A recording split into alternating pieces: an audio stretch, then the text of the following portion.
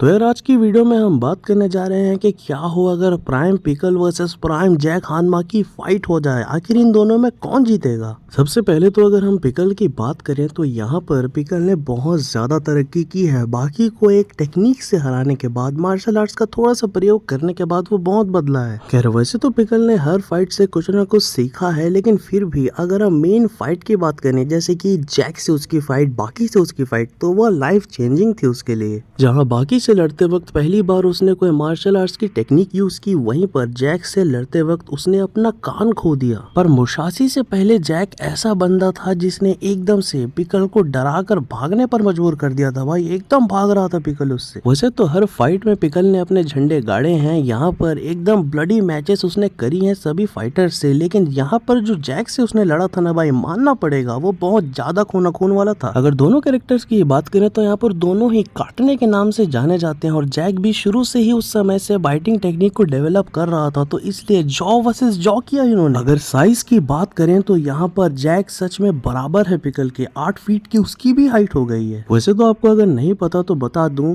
यहाँ पर बाकी के यूनिवर्स में सबसे लंबा बंदा जो है वो टाइटन रेक्स को माना जाता है, बहुत ज्यादा हाइट है उसकी। अगर आपको इस कैरेक्टर के बारे में और जानना है तो हाना यामादा इनविंसिबल फिस्ट वाली प्लेलिस्ट देखो। खैर बाकी रायन की शुरुआत से ही और पिछले समय से भी हम जैक की स्टोरी को फॉलो करते आ रहे हैं, उसके धीरे धीरे बढ़ते हुए अग्रेशन को देख रहे हैं, लेकिन उस अग्रेशन को संभालते हुए अपने हित में ढालना सीख गया है जैक धीरे धीरे। जैक ने वक्त के साथ अपने गाउडू को बहुत ज्यादा डेवलप कर लिया है। यहाँ पर अगर उसके वीकनेस की बात करें तो मुझे एक ही वीकनेस दिखती है, और वो वीकनेस है ड्यूरेबिलिटी। मानो या ना मानो जैक ज्यादा ड्यूरेबल नहीं है बाकी और योजुरो की तरह, क्योंकि जब पिकल ने पहली बार फाइट की थी उससे, तब हमने हालत देखा था जैक का, पूरा गाल उखाड़ डाला था उसका, ना जाने कहाँ कहाँ चोट लगी है उसके पूरे शरीर में। फिलहाल हम रिसेंट चैप्टर्स की बात करें बाकी रायन के, तो यहाँ पर वो कोशो से लड़ रहा है। जैक यहाँ पर कोशो से अच्छा तो लड़ रहा है, लेकिन यहाँ पर एकदम लोअर ग्रेड फाइटर होने के बावजूद कोशो ने बहुत नुकसान पहुंचाया है जैक को। कोशो ने अपने ब्लेड वाली टेक्निक से, अपनी कटिंग वाली टेक्निक से पूरे शरीर में जैक के घाव कर डाला है। हाँ वो अलग बात है कि जैक ने यहाँ पर ट्रैप उखाड़ के फेंक दिया कोशो का। और वहीं पर अगर हम पिकल की बात करें तो उसने मुशासी से आखिरी बार लड़ाई की थी, जिसके बाद वो भाग गया था। यहाँ पर उसके जॉइंट्स में काटा था मुशासी ने, बहुत ज्यादा खून बहा था। अब इसमें शर्म की कोई बात नहीं है, क्योंकि मुशासी ड्रैगन लेवल थ्रेट रखता है पूरे बाकी यूनिवर्स में, तो इसलिए उससे मार खाना कोई बुरी बात नहीं है। और वहाँ पर तो जैक भी मुशासी से लड़ने के लिए जा ही रहा था, वो तो मोटोबे ने उसे मार पीट कर ले देकर बचा लिया, वरना ये तो मार डालता, सच में बता रहा हूँ जैक को।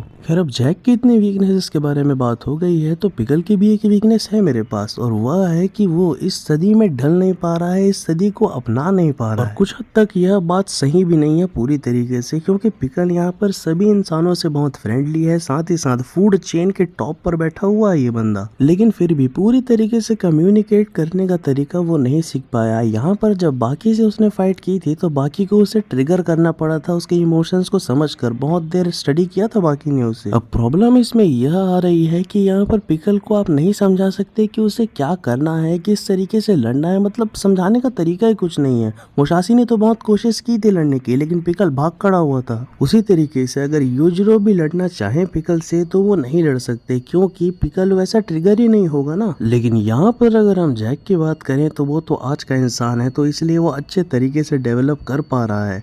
सुकुने को तो जो उसने पेला था उसके बाद से लोग जैक के दीवाने हो गए हैं। योजिरो से भी थोड़ी तारीफ उसे मिली है, लोग उसके स्टाइल को पसंद कर रहे हैं, लेकिन अगर मैं सीधा सीधा कहूँ तो यहाँ पर जैक को ओवर हाइप कर दिया गया है। माना कि जैक प्रोग्रेस कर रहा है, लेकिन साथ ही साथ पिकल भी धीरे धीरे करके प्रोग्रेस जरूर कर रहा है। जैसा कि मैंने बताया था, उसने बाल बांधना सीख लिया है, वो लोगों के साथ फ्रेंडली है, और साथ ही साथ अगर उसके डाइट की बात करें तो वो बहुत ज्यादा अच्छी है। और पिकल क्योंकि नेचुरल शिकारी है, तो इसलिए उसकी एक्सरसाइज भी डेली होते रहती है। जैक हर चैप्टर के साथ स्ट्रांग होता जा रहा है, लेकिन अगर पिकल की बात करें तो उसने कुछ बड़ा करके अभी नहीं दिखाया है, केवल बॉडी के अलावा। खैर अगर पिकल और जैक की लड़ाई होती भी है तो यहाँ पर स्टोरी में एक छोटी सी दिक्कत आ जाएगी, क्योंकि जैक ने सभी को चैलेंज किया हुआ है फाइट के लिए, तो लास्ट में उसे ऑब्वियस सी बात है बाकी से लड़ना ही पड़ेगा। खैर अगर बाकी और जैक का रीमैच हुआ तो कौन जीतेगा, ये बाद में कोई वीडियो बनाकर हम बिल्कुल बात करेंगे इसमें। पिकल को मैं जैक के लिए डेड एंड इसलिए बोल रहा हूँ क्योंकि पिकल से लड़ने के बाद हो सकता है कि जैक किसी भी काबिल ना हो सकता है उसमें डेथ भी हो जाए जैक की।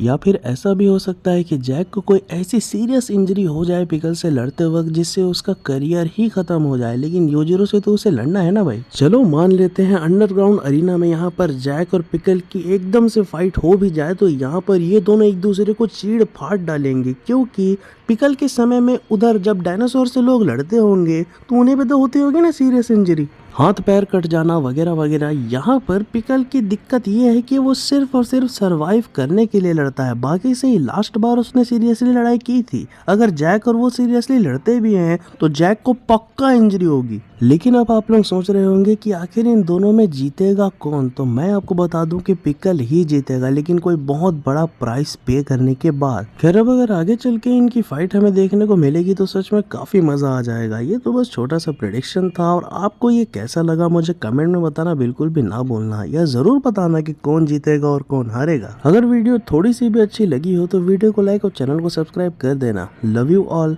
I am out.